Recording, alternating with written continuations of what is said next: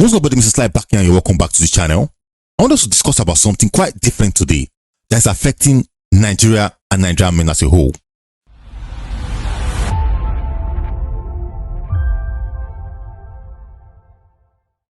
Let's look into this video right here.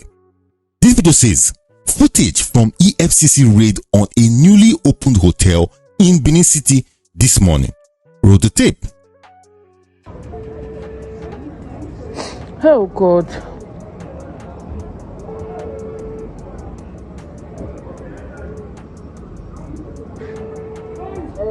What is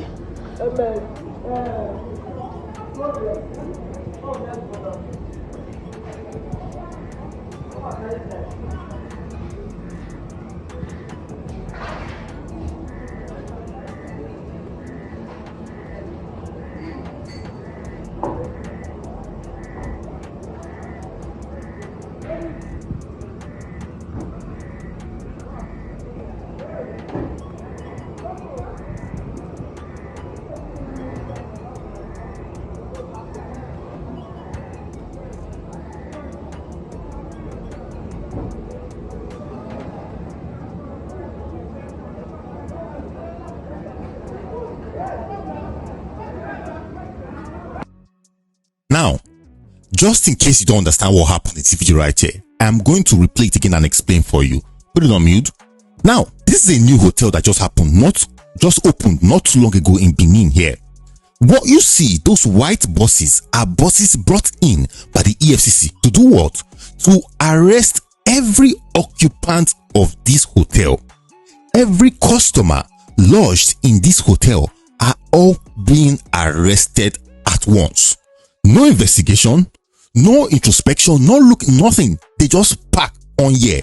See, you know what? Tonight, we're going to raid this hotel and we're going to pack everybody lodged in it tonight. What does that mean? Customers who were using the hotel, who were lodged in there at that time, innocently get taken away. Those cars you see, the first white car, the two black cars, and whatever, are cars belonging to the customers that are also seized at that location there at that point in time. Most want to say, Mr. Sly, what are you trying to say? This is not just an attack on internet fraudsters, because let's be honest, when EFCC goes out to pick these people, what do? In order to make themselves look good, they go and tell the media houses that we have raided the hotel and arrested 159 internet fraudsters. But the honest thing is this: while they are doing this, what they refuse to accept is the fact that this is an attack on businesses. So you have a young man or a young woman or an old Nigerian basically start up a hotel, start up a nightclub, just trying to keep up fine, paying taxes to the state government to better the state. Let's not talk about what they do with the tax when they get it. We will talk about that later. But let's be honest. They pay taxes to the state. Now, the EFCC comes in with no evidence whatsoever, because believe me, they get the evidence after they have arrested these people, then went through their phone. In other words, you don't just know who you are going after, you just feel like, let's just go there and pack everybody. Some way, somehow, we will find a criminal. Is that how the legal system ought to work? I'm telling you no. And you know what makes this annoying? The EFCC chairman, or Lukayode, whatever, gave a ban on night operations. He gave a ban on night operations. Let's see this article. EFCC changes tactics, bans night sting operations. The EFCC has banned night operations in all its command, following the arrest of 69 suspected internet fraudsters in Osun State. Let's just look at this word, suspected internet fraudsters. In other words, you saw them from afar. You had no evidence. You just suspected them and went to arrest all of them. Why? Because 1, they had a car. 2, because they were young. 3, because they were dressed in a flamboyant way. So now, let's just imagine the Western world where almost everyone is wearing some flamboyant type of cloth and obviously has a car, which is a normal basic necessity to get from one place to the other. And then they just conclude he's a fraudster. That is what the EFCC does. But then they said they changed tactics and banned night sting operations. Brethren, tell me, this operation is taking place at what time? Daybreak or night time? Of course, your guess is as good as mine. They are doing this at night time. You know what makes this funny? I'll tell you something. You never see these EFCC guys go and raid hotels like Echo Hotel. They're not born them well. You never see these EFCC guys go and raid hotels like Radisson Blue. You don't see them. You don't see them go and raid hotels like Protea. No, you don't. You know why? Because their target are the small businesses. Echo Hotel is not owned by Nigerians, let's be honest. It's owned by a large majority of international collaborators. Radisson Blue, Protea & Co. are not owned by strictly Nigerians. There's investment by international bodies, international companies and persons. Do you think those people will have confidence to invest in Echo Hotel if they saw EFCC rating them like that? No. So what does EFCC do? They go against small fishes. The average Nigerian who just maybe borrowed some loan, had access to some money, started a nightclub, started a restaurant, started a hotel, and those businesses continue to fail. And you wonder why Nigerians are afraid of doing business in Nigeria? Someone's going to come and say, Mr. Sly, are you trying to advocate for fraudsters? Listen, go and read what he said. He said, suspected fraudsters. Number one, I'm a lawyer. I'm going to tell you a story. Some time ago, I was to have a meetup with a client of mine in a restaurant inside the hotel in Asaba. So when I drove to the hotel, I was outside horning. The gate man refused to open the gate. I asked him, I said, Oga, open this gate, make I enter. I have a meeting in a few minutes time. He said, bros, police dey inside. They don't lock the gate. They arrest everybody when they restaurant, when they hotel, when they work for there. They are packing everybody away. I thought to myself, I said, this makes no sense whatsoever. But ladies and gentlemen, that is what was actually happening.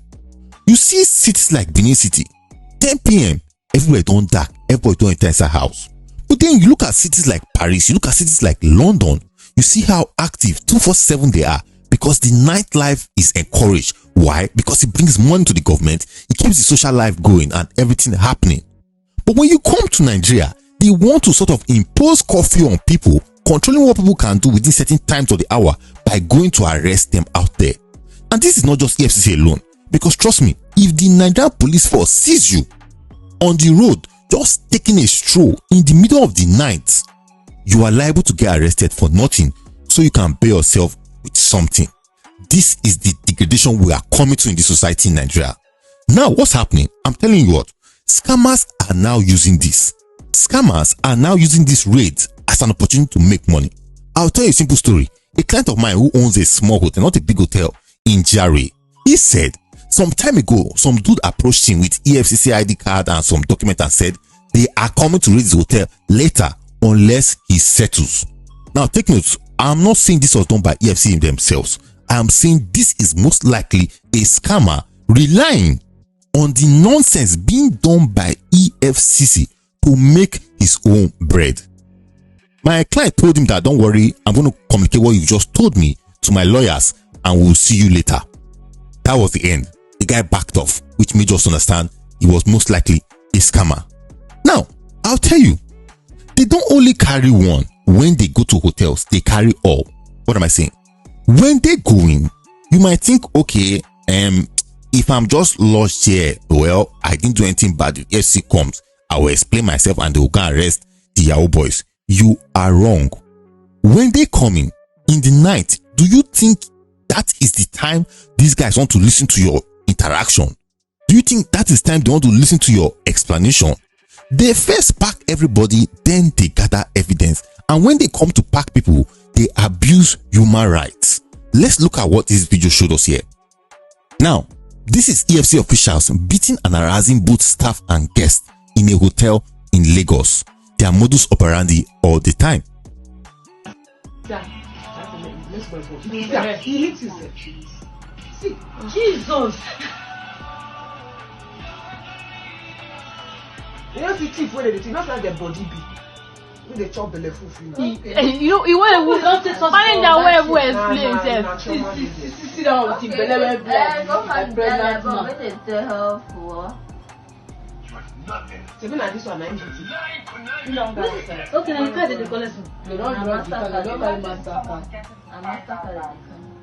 This one cover your face. This one put nose mask. This one watch camera. This one a woman now.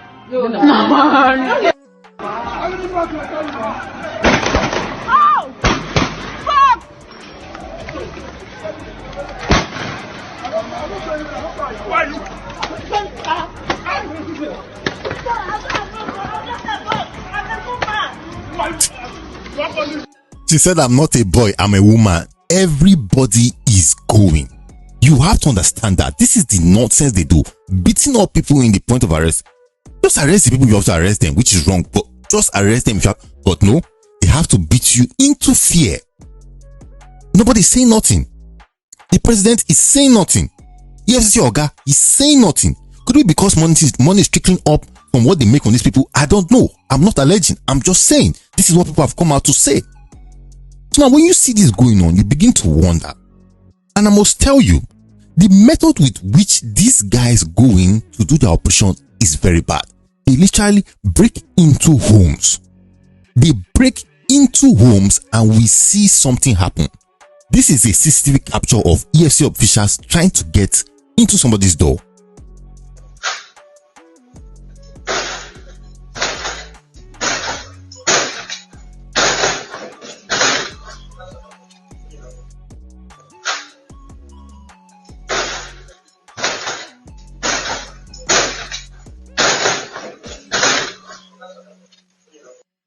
You see how they are trying to get into somebody's house. Now, if as a Nigerian, you heard this buzzer at your door like that, at the first instance, not like the first knock though, they just went that way. What will you think? The average Nigerian immediately will say that must be armed robbers. And an average Nigerian who has a gun that is licensed is most likely to shoot at that intruder. Well, guess what? This actually happened. And then it led to the death of an EFCC official. EFCC detains internet fraudster for killing operative in Anambra. A suspected internet fraudster who allegedly killed an operative of EFCC during an arrest in Anambra has been detained. Now, allegedly, guys, this guy heard the banging and smashing. And what did he think? He believed that it was armed robbers at his door. And what was the natural response from him? He shot at them, killing somebody. Now, what pains me the most away from all of this is I want us to go back a bit. Now, my problem is also not just with EFCC, but with private lawyers. Yes, one would expect that myself, being a lawyer, would not call out what another lawyer is doing. But at this point, I just need to say it. Now, what do you get? When the EFCC arrests most of these officials, most of these suspected fraudsters, they detain them for a very long time.